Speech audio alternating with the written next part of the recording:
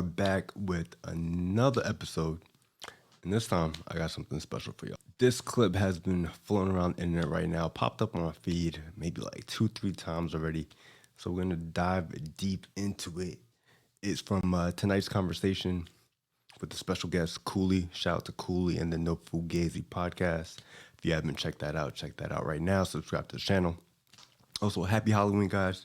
You see we're in attire right now, so if you're celebrating, turn up, but keep it classy. Also, subscribe to the channel, like the video, leave a comment, and let's get into the clip. Modern day women just don't qualify for the top tier men, and that is the truth. You believe you're a top tier man? By what standard? I'm 6'4", only about 8% of the entire world is 6'4". I make well over 100K a year, and I'm black at that if you add that on. So just if we're speaking about those figures, the things that women are attracted to, no, I'm not going to toot my own horn, but I'll let you do the math. Hold on, before we go, what's your math saying? The conversation and the words that are coming out of the mouth of someone like you, I would never consider top tier. A top tier man is also a man that is extremely desirable by way of his character. A top tier man is a man who displays a certain level of intellect that allows him to consider other people. A top tier man, they lead with love, not with dictatorship, right? They don't want to control their woman. They want to gently lead their woman. A top tier man creates space for a woman to feel good about herself. A top tier man supports the dreams and the ideas of a woman. A top tier man prioritizes a woman. A top tier man is in leadership and working as hard as he is to give the woman the life of her dream. And with all that stuff that you just said, that was just womanese talk. Womanese is also 6'4", black, attractive. I don't know too many women in my circle who desire a 6'4" man still wearing braids.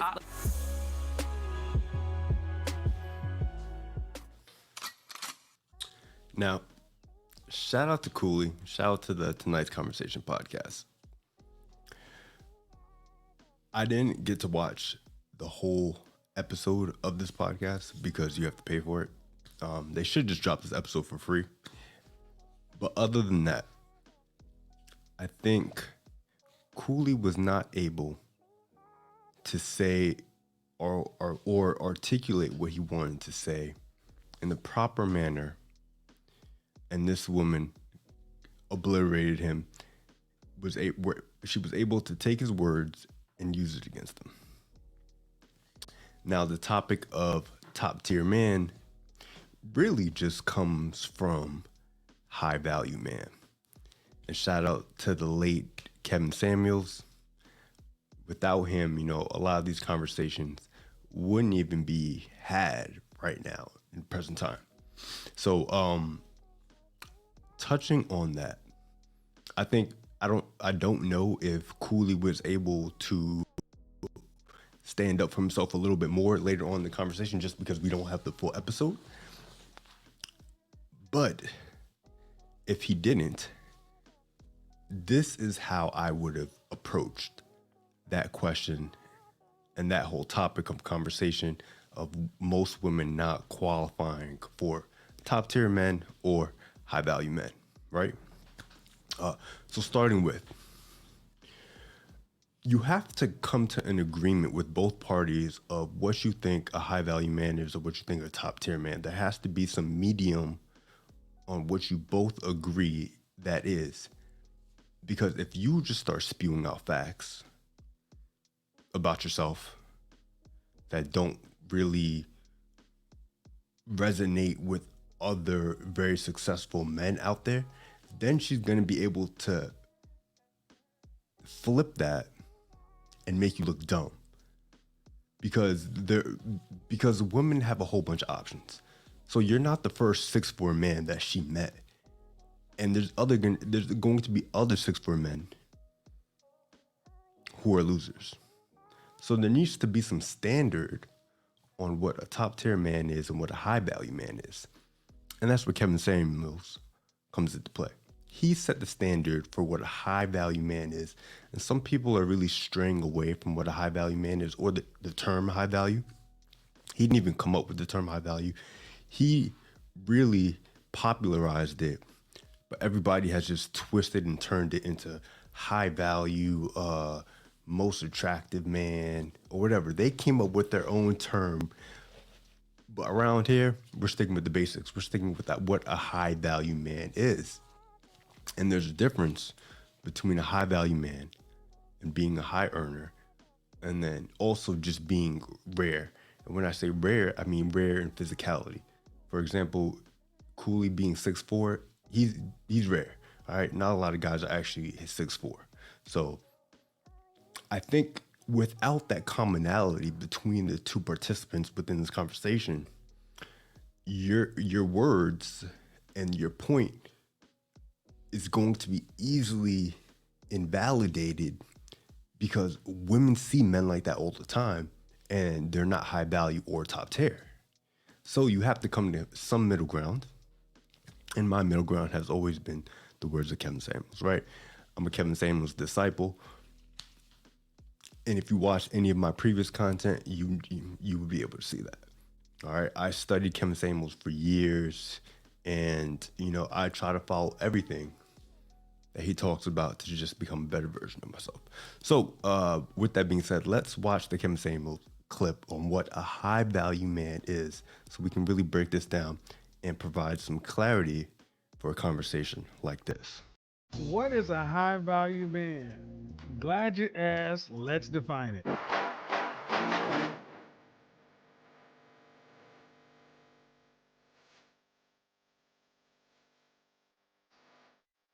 Welcome back. For those of you who don't know, my name is Kevin Samuels. I'm a professional men's and corporate image consultant. My job is to make sure my clients look good, smell great, and are the best version of themselves each and every day. But who are we kidding? The reason you're here right now is because the term high value man seems to be everywhere. Full disclosure, I didn't create the term, guys. High value man has been with us for a long time. I have just put my own unique spin on it and kind of popularized it, and it has kind of gone viral. But here's the thing. So many people are talking about high value this, high value that. And many times they're actually talking about me and saying as though, well, Kevin said this or Kevin said that.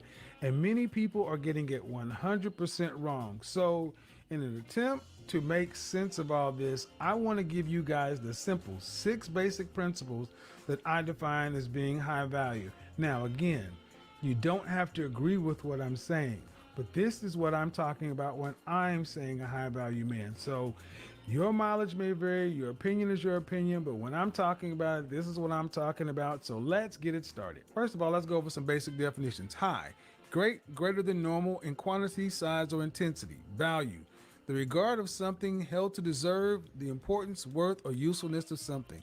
And man, an adult human male. So when you put all that together, what do you have? An adult human male that's greater than normal importance or usefulness to what? The group. Basic economic principle states that the value of something is what a market is willing to pay for it. The value is determined by what? The market. And when we're talking about individuals, the market is other people, men or women. So a high value man is completely determined by the market. Case in point, you can have a vehicle, a home, anything in your possession. You can hold it dear. It could be supremely important to you. But when you put it on the market decides. And there's an upper limit and a lower limit. It doesn't really matter if you think the low is too low or the high is not high enough. That's what the market is willing to pay for it, and that is its overall value. That has been with us forever. So when we start talking about that, we're dealing with people. It really throws people off because it seems so cold, so calculated. But like it or not, that's the way the world is. So let's get into this whole high value man thing. Number one, in order to be a high value man, it starts with money. Again, like it or not, I didn't put the 6-figure thing out there. It's been with us since the mid 80s, and like it or not, that's where this whole thing starts. You can't be high value and homeless, so you have to make a certain amount of money, and the line is roughly at $10,000 a month adjusted for Atlanta dollars. If you live in San Francisco, LA, New York City, where the cost of living is higher than 100%, you need to adjust it. So $10,000 a month gets the starting point off for high value. Don't shoot the messenger.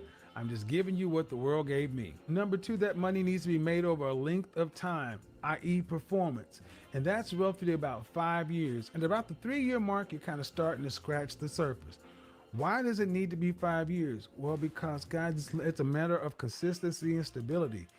Look in the NFL, the NBA, anybody can have a great season, but having a great season does not automatically mean you're going to the Hall of Fame. They want to see consistent numbers over a period of time. You know how this works, just like I do in business. You can't be a one-hit wonder or have up here and down there. Consistency, performance over a length of time. That's why that 5-year mark is so important. Like I said, around 3 years, you're starting to scratch the surface, but at 5 years, people can pretty much count on you to say, this person understands and knows how to get it done. Number 3 is group acceptance. Like it or not, guys, High Value Men is like a fraternity. It's like a club, a secret society. And high value men know other high value men. They're welcoming men to the group. They know what it takes to be there. They know what it takes to get in there.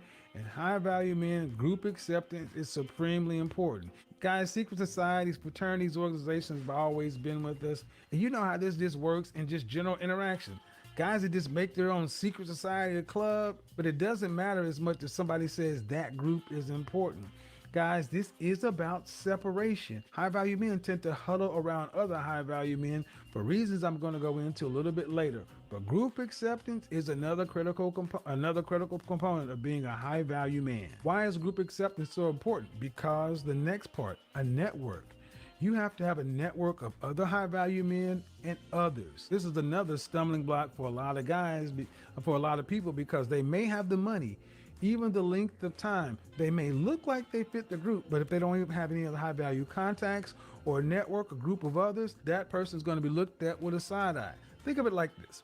If you're sitting at the table with 10 high value men, and each of these 10 men has 50 contacts, that's 500 contacts, and you sit at the table and you have twice as much money as any other man on there, but you have 0 contacts. What can you effectively get done other than throw money at it? These other men can make phone calls, exert influence, move things to get things done. And you can only do what? Offer money and potentially feed off that network of contact. One thing high value men know and understand, that time is what's important. And building a network that actually works for you is extremely important. In some areas, it's called a book of business. A book of business can make you successful here, here, and here. Your contacts, your network is your net worth. You've heard this before, so you cannot underestimate how important having a network of high value men and other people is to your status as a high value man. After the network, we got to have the visibility. Guys, your income and your position has to be LinkedIn level. Think of it like this. This person says they're the CEO of a Fortune 500 company. This person is head of thoracic surgery at Johns Hopkins. This person is VP of Mergers and Acquisitions at Bank of America. And then someone says, hi, I'm an entrepreneur. 3 of those 4 people, at a glance, we can pretty much estimate who they are, what they do, and their relative importance in the overall socioeconomic structure.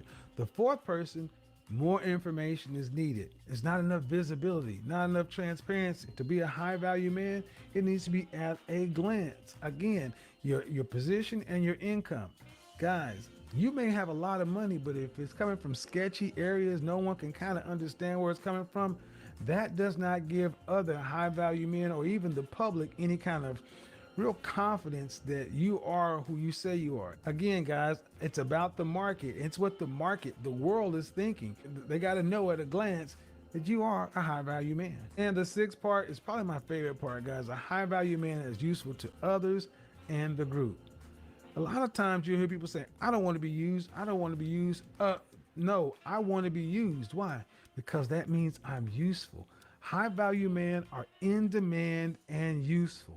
Their presence is felt when they're there, and their absence is felt when they're gone. That is how you know you're really a high value man. How you can move things, your ability to influence things, and that is your relative usefulness. In economics, it's called utils. How useful are you to the group? Again, there's no high value homeless, neither are there any high value loners. If you have all these resources, all this stuff, but it's all hoarded for your own selfish ends and no one can benefit from your money, your network, or anything you have, how valuable are you to the group, to the world, to other people. That's what this comes down to. High value men are in demand and useful to other people. As I said at the beginning, high value is all the rage, all the buzz right now. All right, so we got a pretty good breakdown. Shout out to Kevin Samuels. Shout out to the channel. If you aren't subscribed to this channel or The Godfather, subscribe right now, okay? So we got a pretty good idea of what a high value man is, and we got 6 basic rules to follow for the standard. The first one being is going to be income. You need money because money is just the foundation for you to be able to live your life, be able to provide for a family, and just be able to do the things that you want to do on your own time. He set a standard of $10K per month in Atlanta. At the time of making this video in 2024, I would say that's probably right. If you're in other states like New York and LA, of course, it's going to vary depending on the cost of living. But $10K per month is usually around the minimum, around $120,000 per year annually. So try to aim for that. Next one being is you're going to need to make that amount of money for 3 to 5 years. Because like he said before, you can have one good year, but longevity is the key. You need to be able to consistently make that money and have a track record of making that money, just because it shows that you are financially savvy and that you have a skill set that's in demand. Third one being acceptance. Acceptance by other high value men, which means you're allowed into other niche groups that the average man is not allowed into. You're going to be around other high value men just like yourself. The fourth one being network. Along with acceptance, your network is your net worth. So you need to have contacts of high value men who you know you can trust and depend on, to call on whenever you're in a sticky situation or whenever you have an opportunity. The fifth one being visibility. Now this is going to be important because we're in an era of where a lot of people are high earners and they make a lot of money, but they're making a lot of money from shady sources. So just being LinkedIn visible is key to what Kevin Samuel says. And this is going to play not only into being a high value man, but just having experience. Putting your foot out there in the corporate world, getting some experience, being not in your comfort zone is going to help largely amount with your social skills and your ability to just move in different situations. All right. So don't take it the wrong way. Don't take it the wrong way when someone calls out an entrepreneur, because entrepreneurs are great people.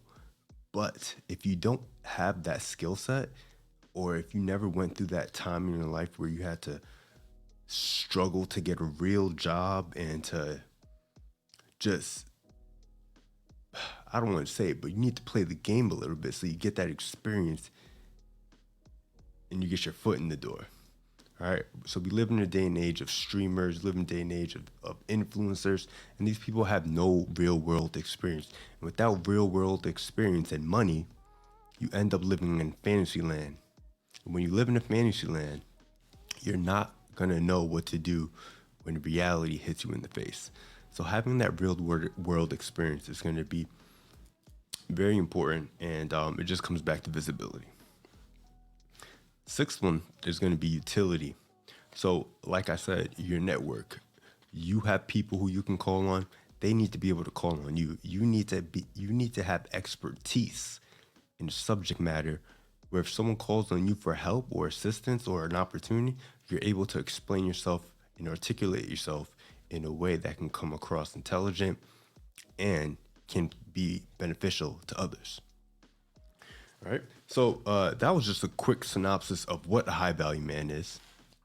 And I think if Cooley would have really understood that and played on that standard instead of leading with his height, his money, and how rare he is, then he would have done much better, because those 6 rules can apply to any guy who's 5 foot,